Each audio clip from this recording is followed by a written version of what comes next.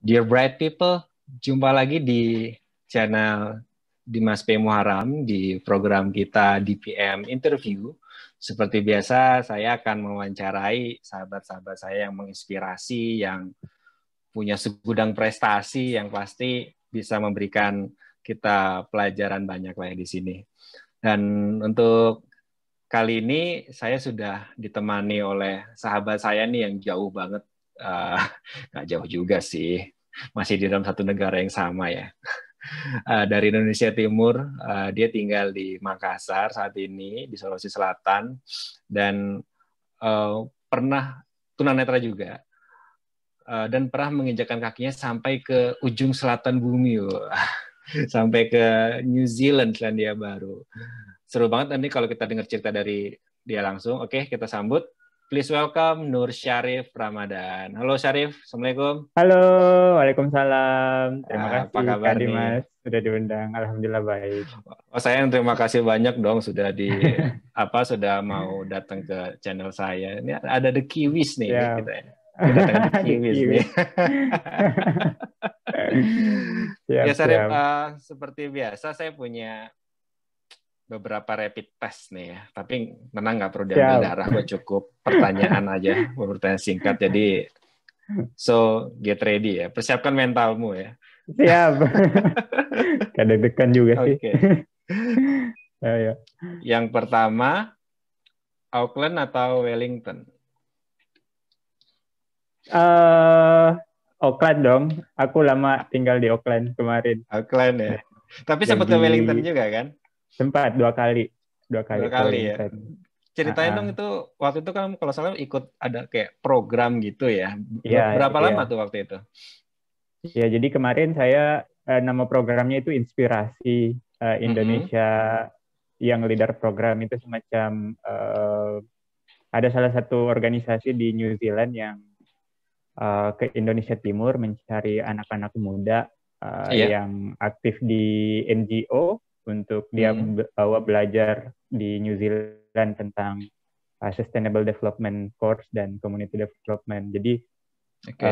pada saat itu ada sekitar tahun 2000, aku angkatan kedua 2019. 2019 ya. Bulan bulan apa Ya, tuh berangkat tuh? saya berangkatnya kemarin bulan Juni sampai Mm-mm. Desember. Jadi sekitar Wow, 25 minggu, lama 6 bulan, juga ya. 6 bulan di New Zealand. Jadi Iya. programnya itu kebanyakan sih di Auckland karena kerjasamanya dengan Mm-mm. Auckland University of Technology. Tapi saya Mm-mm. berkesempatan 2 kali ke Wellington.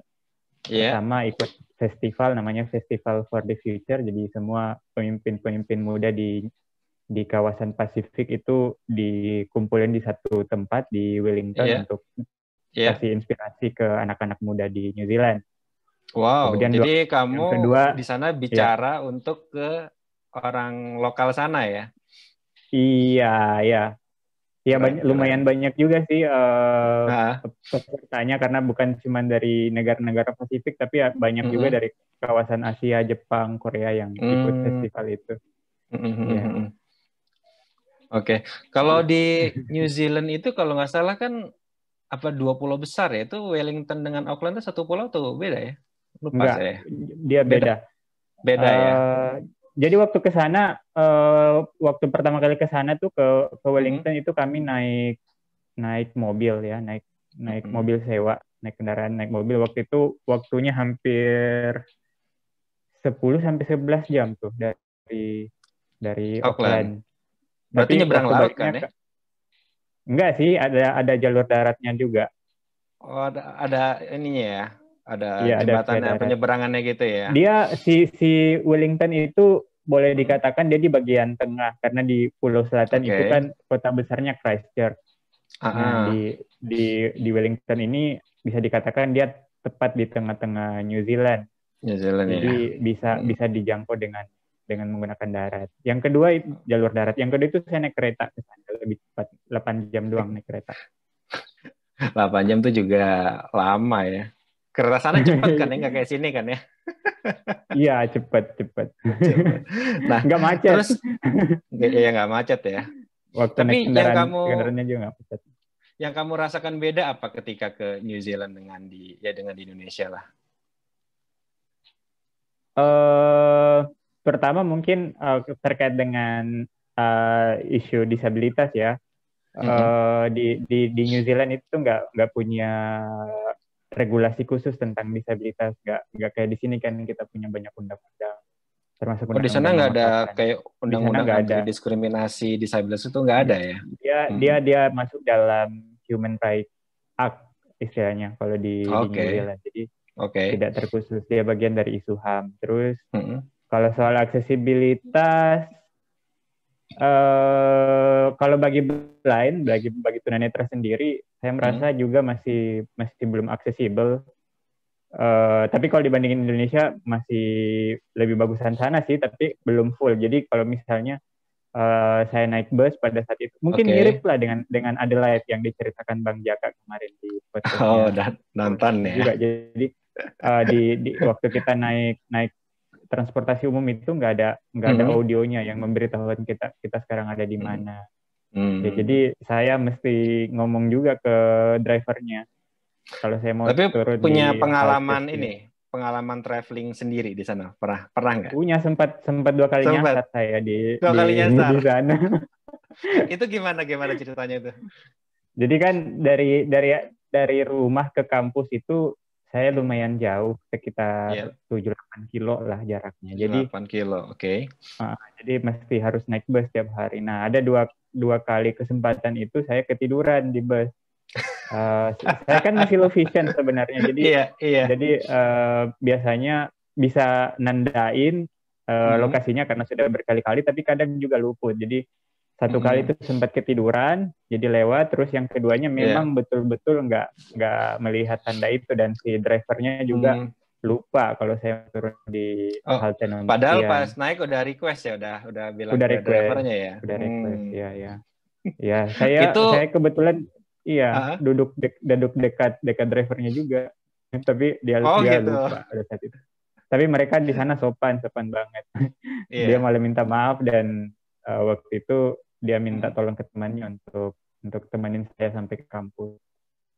Oh gitu. Jadi kelewat, turunnya berarti udah Ya, lewatan kelewat. jauh dong. Iya, lumayan jauh. Terus, Mungkin sekitar sekitar hmm.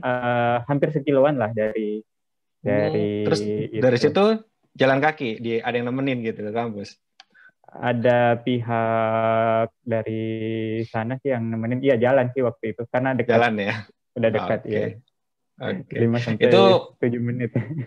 mungkin ketiduran gara-gara masih jet lag kali ya, karena kan di sana jamnya Enggak jauh sih, lebih udah cepat ya, enggak ya? udah udah lama sih itu. Saya Udah ke lama ya. sana itu di bulan-bulan ketiga kayaknya, bulan ketiga. Oh, Heeh. kayaknya mungkin capek belajar.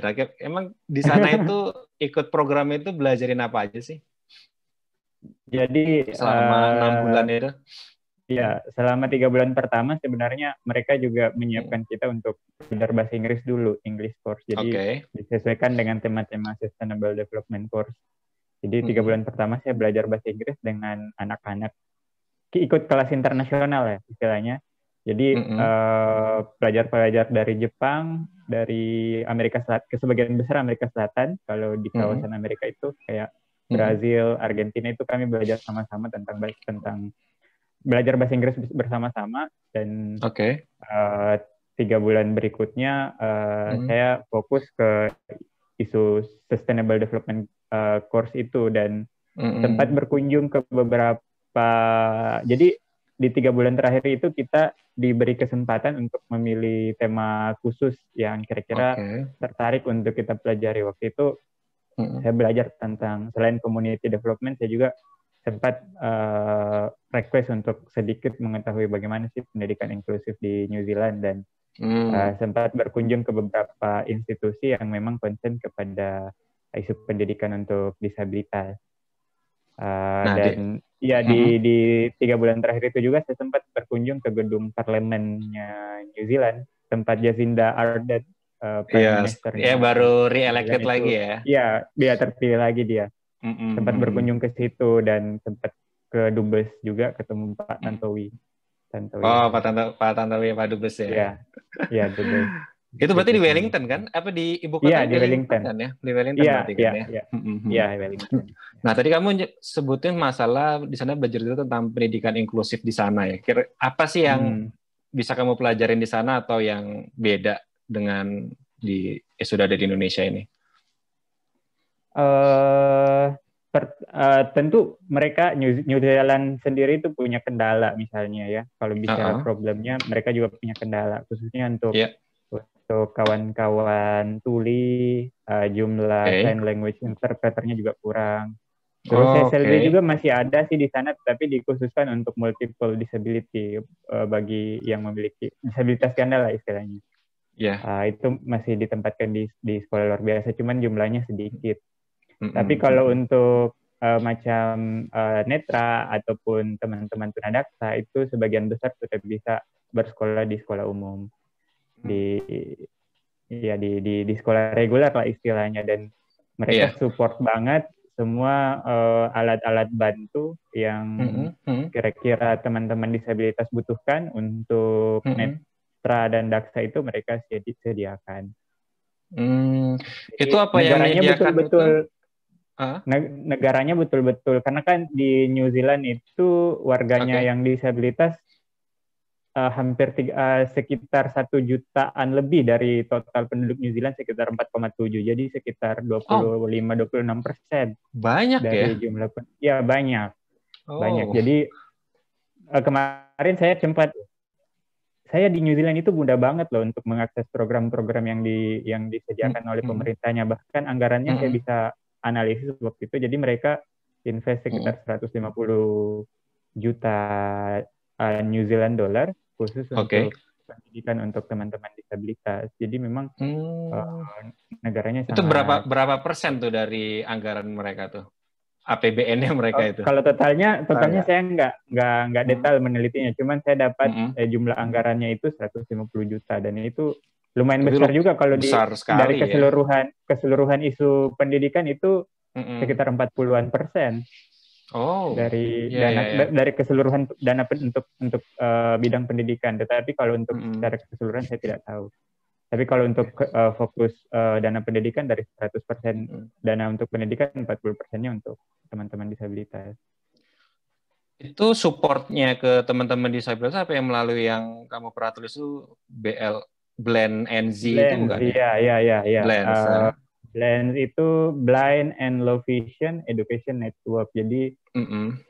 lembaga itu yang menyediakan semacam beberapa alat bantu yang khususnya untuk teman-teman tunanetra, mereka yang Mm-mm. menyediakan guru guru Mm-mm. pembimbing khusus lah istilahnya, mungkin kalau di Iya, Indonesia iya. ya, Oh. research teachers ataupun teacher aid. Jadi mereka Jadi kayak yang resource center gitu ya. Dia iya betul. guru-gurunya itu supporting ke sekolah-sekolah umum gitu juga ya. Iya, jadi Hmm. Blends itu yang mentraining, yang memberikan pendidikan Oke. kepada guru-gurunya, kemudian Mm-mm. mereka yang kemudian berangkat ke sekolah-sekolah reguler yang memiliki siswa dengan Oh, disabilitas. oke. Dan waktu saya bertanya, apa kalau misalnya yang menarik juga tuh waktu di sana. Jadi waktu Ya. saya ke sana, saya tanya ke orang-orang yang kerja di sana, apakah selama siswa disabilitas itu belajar di sekolah umum, kalian terus-terusan berada di situ? Ternyata tidak. Ada yang hanya 2 bulan, 3 bulan, sudah tidak disupport Oke. lagi. Oh, Jadi jadi ya, tidak secara terus-menerus. ya mereka di-assess Jadi juga ya kalau seberapa misalnya, iya, iya. kebutuhannya ya. Hmm. Ya, jadi kalau misalnya siswa disabilitasnya sudah dianggap mampu, mereka Mm-mm. udah menyerahkan ke pihak sekolah Mm. untuk mensupport itu, mensupport Tapi itu siswanya. sifatnya centralized, cuman ada satu gitu di di mana itu, di Wellington apa di Auckland itu tadi? Ada, Blends. saya lupa jumlahnya, ada beberapa mungkin ya, tapi yang saya kunjungi itu ada wasisnya di Auckland. Setahuku Di Auckland. di Wellington juga ada.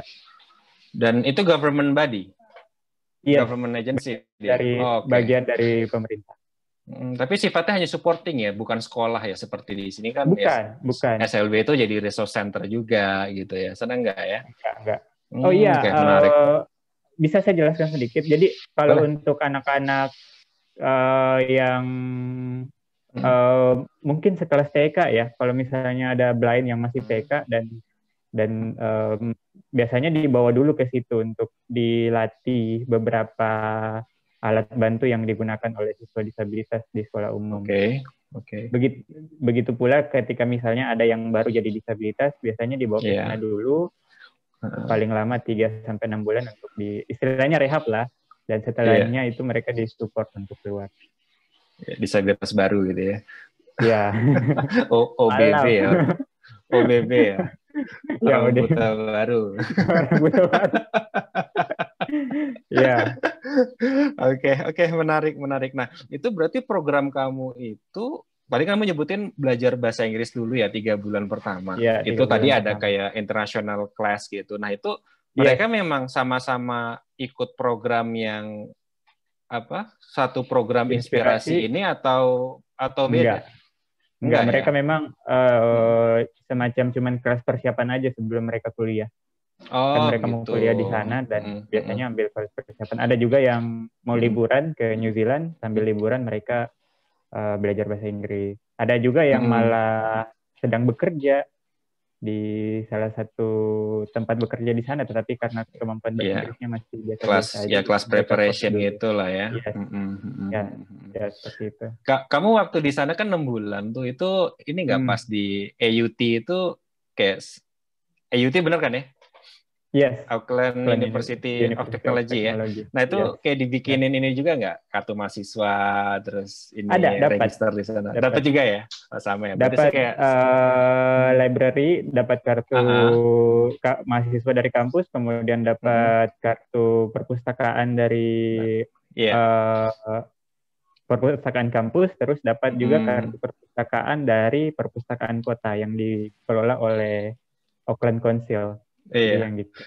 Ya, sama berarti kayak waktu saya di Flinders 3 bulan itu sama, dapat kartu mahasiswa juga, terus bisa akses library-nya. Karena kan kalau di Australia library-nya kan dia terintegrate gitu loh. Jadi kita bisa meskipun kita di Flinders, kita juga bisa akses online library-nya kampus-kampus lain gitu. Sana gitu juga kampus lain, ya betul. Iya betul. Keren. Malah saya bisa ngakses sampai 2021. 2 tahun. Keren. Wah, keren. kita belum seperti itu ya. Keren banget kalau gitu. Pokoknya dimanjakan, kita mau nyari buku apa aja ada gitu ya. Sistem peminjamannya juga keren gitu ya. Oke, keren banget. Oke, next question nih. Aktivis atau penulis? Waduh. Gimana ya cara jawabnya ya? Pilih aja. Nulis deh mungkin. Nulis ya? Iya. Kenapa pilih nulis? Ya sebelum saya jadi aktivis memang saya udah suka nulis, dan bahkan setelah jadi aktivis saya merasakan bahwa menulis itu adalah salah satu cara kita untuk melakukan advokasi, dan dia adalah bagian dari kerja aktivis itu sendiri. Dan ketika misalnya nanti di masa yang akan datang misalnya saya sudah tidak jadi aktivis lagi, maka aktivitas menulis itu akan terus saya lakukan, karena ya itulah salah satu cara yang saya rasa paling efektif juga untuk memperkenalkan tentang isu disabilitas kepada masyarakat, kepada orang-orang. Karena teman-teman saya ini amazed banget sama Sarip, soalnya dia kan sekarang kamu aktif di Perdikan ya? Iya, betul. Apa tuh pergerakan difabel Indonesia untuk kesetaraan. Indonesia untuk kesetaraan, dan itu tulisannya itu tajam-tajam banget dan menarik gitu loh. Dan yang lebih menarik lagi karena Sarip kan mungkin dulu lebih suka juga nulis esai fiksi juga ya. Iya, sempat belajar fiksi. Jadi tulisannya itu dibaca itu enak gitu ya, mengalir gitu ya, bukan yang ilmiah banget gitu ya, tapi enak dibaca gitu. Dan kamu juga pernah ikut yang lomba esai yang Jepang itu ya? Iya, betul. Iya, 2000. Itu dapat juara nggak tuh? Apa dapat nominasi? Iya, dapat juara. Dapat juara 3 waktu itu. Juara 3 ya, tapi juara. Itu apa sih sebenarnya? Lomba apa? Mungkin ada teman-teman yang belum tahu itu, coba.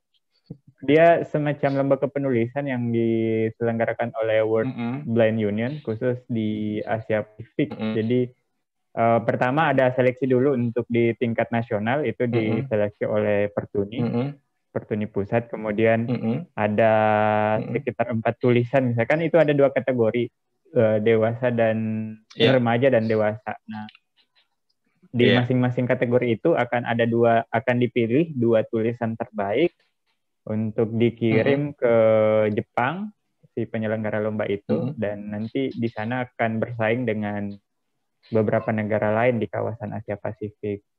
Jadi ada mungkin sekitar 10-15 negara lah yang bersaing. Jadi kamu juara 3 tapi tingkat Asia Pasifik ya, keren banget lah ya. Keren banget. Nah, tapi kan kamu kalau di Perdik itu gimana menurut kamu, maksudnya untuk pergerakan, atau mungkin bisa ceritain ke teman-teman mengenai Perdik itu sebenarnya ke depan inginnya apa sih dicapai gitu. Karena kan kalau yang saya baca kayaknya banyak banget nih think tank-nya gitu kan, kayaknya nggak bukan sekedar advokasi tapi kayaknya emang punya konsep dan kuat gitu. Iya, jadi yang saya sebenarnya bukan orang awal yang bergabung di Perdik. Perdik berdiri tahun 2016 dan ada Mas Isyak ya. Ya, ada Mas Isyak dan Rahman, dan pada saat itu yang membuat saya tertarik untuk gabung karena Perdik itu terbuka untuk semua kalangan, tidak hanya fokus kepada disabilitas saja, tetapi orang-orang yang tertarik belajar isu disabilitas, ayo silakan gabung. Makanya di Perdik tuh ada banyak profesi yang ikut di situ, ada pengacara, ada jurnalis.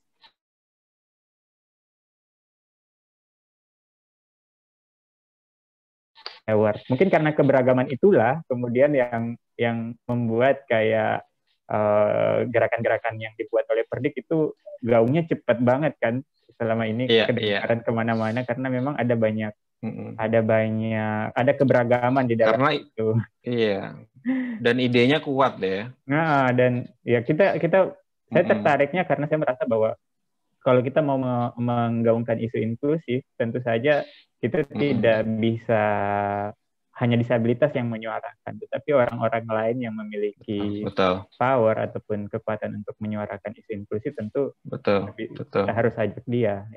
Betul. Karena isu disabilitas terkait dengan semua sektor ya. Betul. Dan itu yang kadang-kadang selama ini tuh jadi kelemahan kita tuh adalah pemaknaan sempit dari nothing about us without us ya. Jadi selalu berpikir bahwa ya yang hanya mengerti isu disabilitas hanya disabilitas saja, padahal tidak seperti itu. Tidak gitu seperti kan. itu. Yang ingin memperjuangkan siapapun, yang penting tujuan tercapai. Tujuannya gitu ya. tercapai ya, betul. Betul, keren. Maka dari itu ada banyak.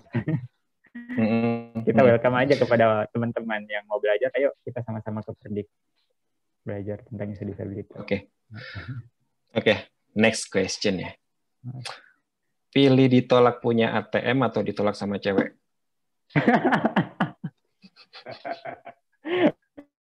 Waduh. Ini sempat viral ya. Iya.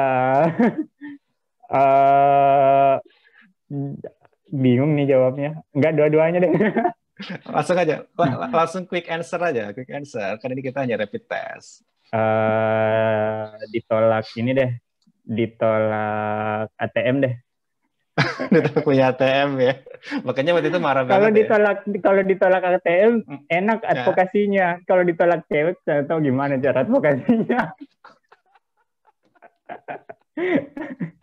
Iya, jadi ceritain dong, waktu itu kamu kan sempat viral tuh di media-media banyak, itu media di sosial kan ya. Jadi waktu itu kan saya kebetulan ini masih ada hubungannya dengan waktu ke New Zealand. Jadi waktu ke New Zealand itu kita sempat transit di Malaysia dan saya tidak tahu apakah tas saya dicopet di situ, dibobol di situ atau di Auckland atau di Jakarta pun saya tidak tahu. Yang jelas ketika tiba di Auckland itu saya menyadari bahwa salah satu koper saya itu rusak dan ada beberapa barang yang sudah hilang di dalam, termasuk ini juga kesalahan saya karena saya lupa mengambil dompet yang berisi beberapa kartu penting itu. Ya. Dan setelah tiba di Auckland, saya menyadari bahwa kartu ATM saya hilang waktu itu. Dan karena saya juga menggunakan mobile banking, akhirnya saya bisa blok waktu itu karena jadi aman semuanya. Nah, ketika kembali ke Indonesia, saya ingin mengurus ulang semua itu kan, karena kan saya tidak bisa mengambil saya tidak bisa ngambil duit kalau misalnya nggak ada itu lagi. Terus Jadi sisa-sisa allowance dari sana juga nggak bisa diambil. Iya, sisa-sisa allowance itu juga harus saya transfer kan ke situ. Tahu banget. Nah, waktu itu saya waktu itu bilang, saya waktu itu ke pihak bank untuk mengurus itu semua, dan saya diminta untuk mengurus surat keterangan hilang. Dan waktu itu karena hilang, jadi saya harus buat ulang. Dan saat itu mereka sudah tidak mengizinkan saya untuk memperoleh kartu ATM dan mengaktifkan mobile banking pada saat itu. Karena dia menganggap bahwa saya seorang disabilitas dan saya dianggap tidak mampu untuk tidak bisa menggunakan, bertanggung jawab atas dirinya sendiri. Tidak bisa bertanggung jawab. Nah, saya waktu itu bersikeras justru karena adanya ATM dan BNI mobile banking itu, saya bisa menyelamatkan uang saya yang ada di yang ATM-nya itu dicuri, ya. Dan tapi mereka tidak mau tahu. Mereka bilang aturan kami sudah seperti ini. Nah, saya waktu itu kan baru pulang dari New Zealand dan masih masih anget-angetnya nih ya. Masih panas-panasnya tuh untuk advokasi ya. Dan saya memang waktu itu juga karena teman-teman di Makassar belum tahu juga bahwa saya udah pulang.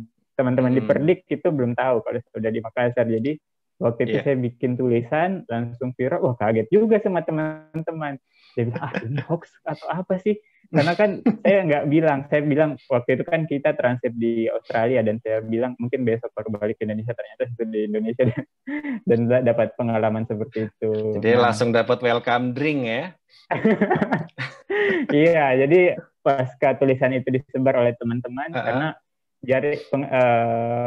jaringan saya di Makassar juga sudah lumayan besar, karena seperti yang saya bilang tadi, di Perdik kita ada media, dan itu saya sudah dikenal, dan teman-teman itu langsung share kemana-mana, dan akhirnya kedengaran lah sampai ke nasional. Dan setelah ada respon dari nasional, bahkan pimpinan bank tersebut itu dari Jakarta harus terbang ke Makassar dan datang ke rumah saya untuk minta maaf. Dan akhirnya solve ya. Selesai. Ya, semua persoalan yang ingin diselesaikan waktu itu, mobile banking saya dan ATM saya dibuat di rumah. Bayangkan waktu itu kan saya waktu itu kan jarak rumah saya dengan bank itu sekitar hampir 30 kilo kayaknya, karena saya tinggal di desa. Dan mereka harus datang ke rumah untuk menyelesaikan itu. Tapi sekarang penyelesaiannya sifatnya udah sistemik kan, maksudnya kalau ada teman-teman lain yang seperti itu udah ini ya, berarti nggak cuma. Iya, alhamdulillah ada sebelumnya ada banyak teman yang kesulitan untuk mengaktifkan mobile banking itu ya, dan saya memang menyampaikan juga bahwa sistem mobile banking ini sangat aksesibel loh buat kawan-kawan netra, dan dengan cara ini kita lebih banyak lebih bisa terbantu untuk mengakses keuangan kita. Mungkin viewers ada yang belum tahu nih, kok tunanetra emang bisa pakai HP gitu emang. Kenapa kalau mobile banking lebih gampang emangnya? Iya, karena kan kita kan bisa menggunakan pembaca layar tuh di handphone kita, dan ada aplikasi tambahannya ya. Iya, ada aplikasi tambahannya, dan ketika kita mengakses mobile banking itu, semua fitur-fitur yang ada di situ itu terbaca dengan baik. Jadi kita bisa mengakses sendiri kalau misalnya mau narik uang, mau transfer, bahkan untuk narik misalnya dengan tanpa menggunakan ATM itu bisa lebih aman lagi buat saya. Karena kan saya tinggal datang ke ATM, memasukkan PIN tertentu dan duitnya keluar, jadi nggak usah dibantu lagi untuk menarik berapa jumlahnya, seperti apa, ini bisa kita atur melalui handphone kita masing-masing. Dan yang paling aman itu adalah dengan menggunakan aplikasi itu kita nggak perlu memberitahu PIN kita ke orang lain ya. Iya, karena kan mungkin betul. Pihak bank itu yang karena kurangnya informasi, taunya tunanetra kan nggak bisa masukin PIN, berarti dia ngasih PIN-nya ke orang lain gitu kan. Kalau misalnya uangnya hilang ya dia nggak bisa tanggung jawab nih gitu ya. Dia bisa tanggung jawab, iya. Iya, karena dengan adanya sistem itu kan kita bisa tahu berapa. Kalau misalnya setelah misalnya kita dibantu untuk menarik uang di ATM, kan kita bisa cek langsung lagi kalau misalnya yang kita tarik itu sesuai nggak dengan yang kita mau atau bagaimana. Jadi kita bisa kontrol. Betul. Dan aplikasi itu bisa jadi salah satu aplikasi yang paling sering dibuka tuh kalau pas sudah akhir bulan tuh ya. Saya mungkin angkanya bukan hanya minim di akhir bulan, karena hampir tiap saat kalau misalnya belanja online mau top up beberapa ini pasti buka. Sangat terbantu lah dengan adanya sistem betul, itu. Betul. Oke, Syarif, keren banget. I think it's gonna be our last question. Terakhir ya. Guru atau jurnalis?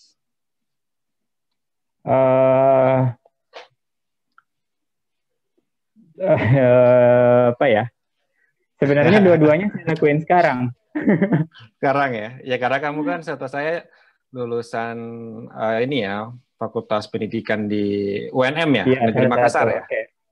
Negeri Makassar. Saya juga lulusan ini ya. Pendidikan Kewarganegaraan di Kewarganegaraan ya. Terus juga aktif nulis juga. Apa nih, apa memilih apa kira-kira? Jadi sebenarnya saya boleh cerita dulu mungkin soal itu. Boleh. Waktu lulus semasa kuliah juga sebenarnya di akhir-akhir periode itu saya sempat ngajar juga di sekolah umum, di salah satu sekolah umum di Makassar. Dan pernah juga mengajar di sekolah luar biasa. SLB dulu deh kalau nggak salah. Ya SLB dulu, kemudian setelah di SLB saya ke sekolah umum. Kurang lebihnya masing-masing 6 bulan.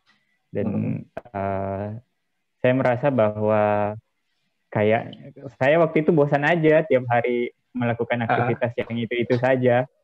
Jadi setelah kuliah saya berpikir kayaknya saya waktu itu melihat teman-teman ada banyak sekali kesempatan yang terbuka bagi teman-teman untuk melanjutkan pendidikan, ada banyak scholarship yang dibuka oleh beberapa negara. Akhirnya saya memutuskan 2 bulan setelah wisuda itu saya mulai belajar bahasa Inggris dan dengan niat juga ingin sama dengan teman-teman yang lain.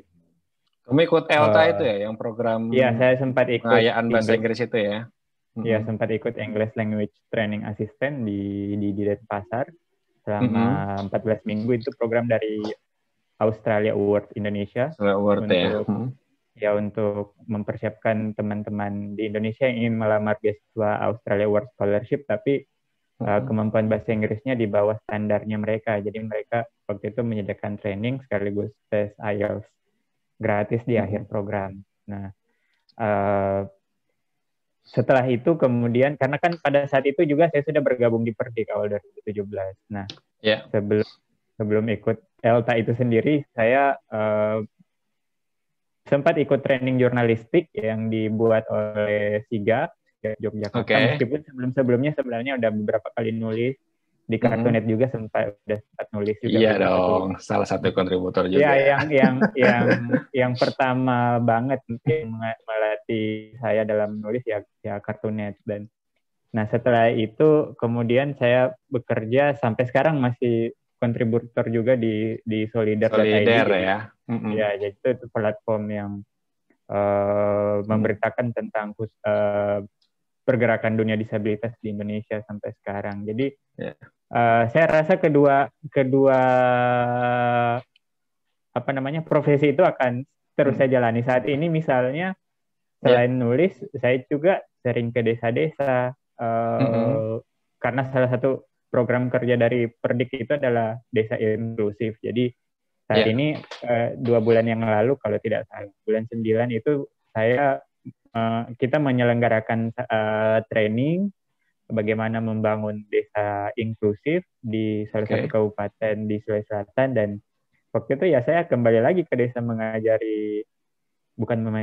mungkin memfasilitasi atau memberikan pengetahuan kepada masyarakat yang ada di sana tentang bagaimana, apa sih disabilitas itu, apa sih inklusif itu, dan bagaimana sih seharusnya kita hidup beragam dalam masyarakat. Jadi sebenarnya sama saja. Jadi setelah melakukan mengajar misalnya memberi training kepada masyarakat di sana, saya juga menulis aktivitas itu. Jadi dua hal itu saya merasa bahwa dua hal itu adalah hal yang tidak bisa saya pisahkan.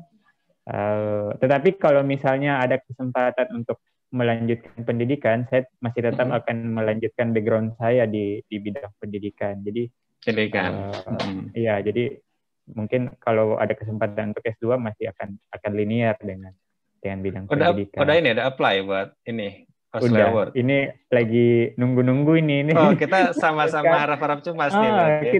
Kita sama-sama nunggu, tapi nggak tahu nih kapan nih infonya. Bahkan yang seharusnya berangkat Juni Januari, lalu dan ya bahkan yang semester ini yang seharusnya berangkat pertengahan 2020 kan di cancel dulu, ditunda karena pandemi. Jadi mungkin kita masih bakalan lama menunggu karena beberapa teman tuh yang juga sudah seharusnya berangkat Januari ini diundur lagi ke bulan Juni tahun depan. Ya, kita harap-harap cemas lah ya. Harap-harap. Iya, itu sih. Oke. Tapi gini, kamu kan aktivis, terus juga nulis juga gitu kan, aktif nulis gitu kan, terus juga tadi sempat viral ya, viral kasusnya. Tapi dari sisi Syarifnya seorang aktivis ini pernah nggak sih kayak mengalami sebuah perlakuan itu yang sifatnya diskriminasi, sifatnya personal banget gitu, dan itu kayak apa ya? Ini banget gitu, merasa ya itu tadi terdiskriminasi kayak personal banget gitu. Banyak sih sebenarnya. Apa misalnya? Jadi tentu kalau bicara soal seperti itu mungkin di awal-awal dari keluarga tersendiri saat kecil misalnya, ketika orang tua membanggakan anaknya masing-masing kan, saya sempat juga mengalami itu. Ketika saya ada beberapa orang bersaudara, saya punya 3 adik perempuan. Dan mereka non disabilitas semua, dan waktu itu kamu nomor kecil, 1 ya?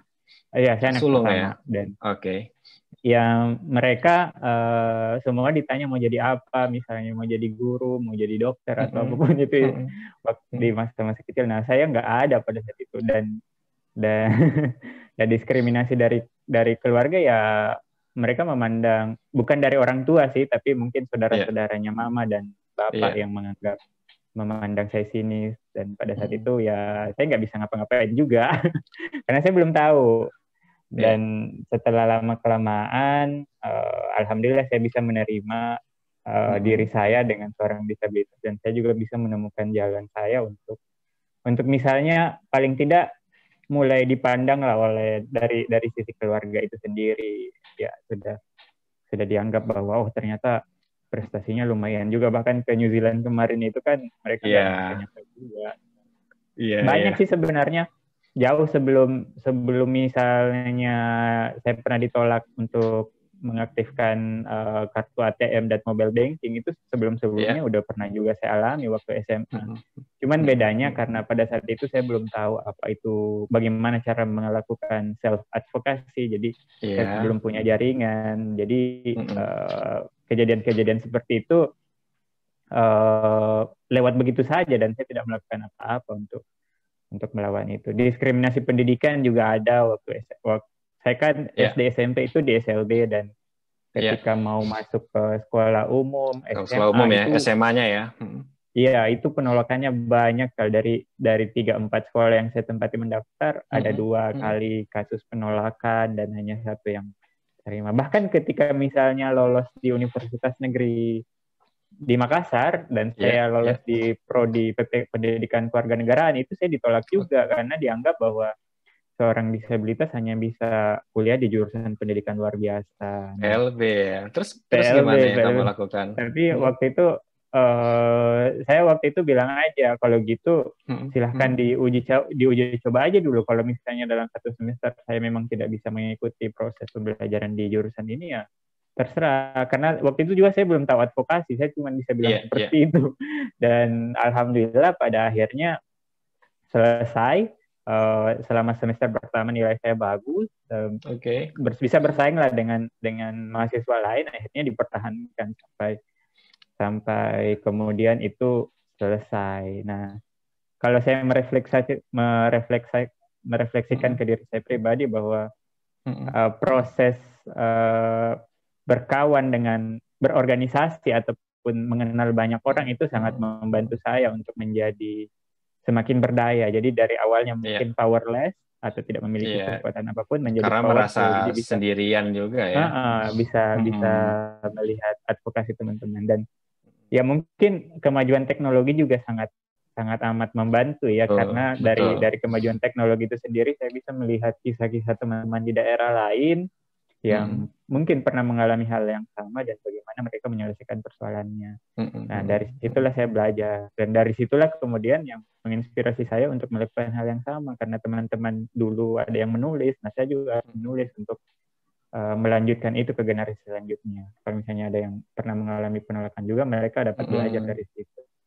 Betul. Berarti itu 2 sekolah yang menolak kamu gitu tuh harusnya dia sekarang menyesal banget ya, karena nggak punya alumni yang bisa sampai ke Selandia Baru terus prestasi juga banyak gitu ya, itu pasti harusnya nyesel banget itu. Dan kampus kamu juga hampir menyesal tuh kalau misalnya jadi beneran nolak ya.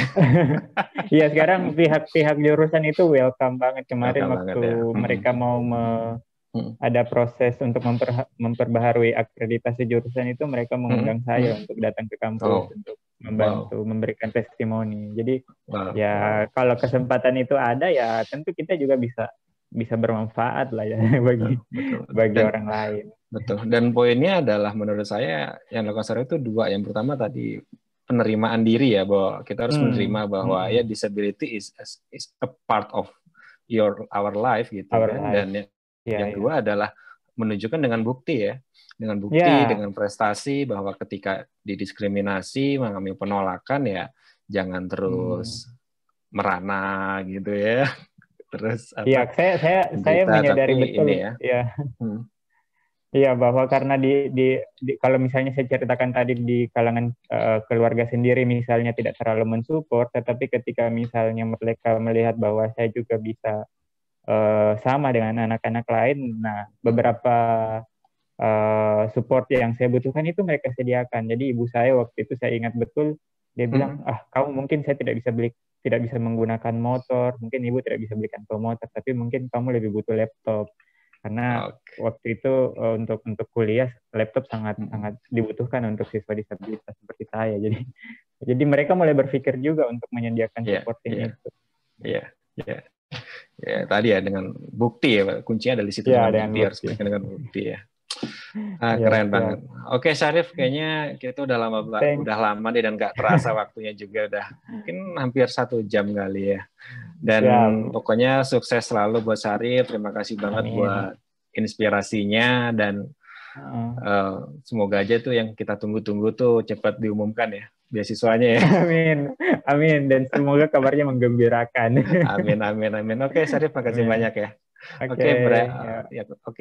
Dear Bright People, ini berbicara saya dengan Syarif, menginspirasi sekali, dan sampai ketemu lagi di PM interview berikutnya dengan tokoh-tokoh yang pastinya nggak kalah menginspirasinya. So, jangan lupa like, terus di subscribe kalau yang belum, dan juga di share ya. Oke, thank you. Oke, Syarif, thank you banget ya. Oke.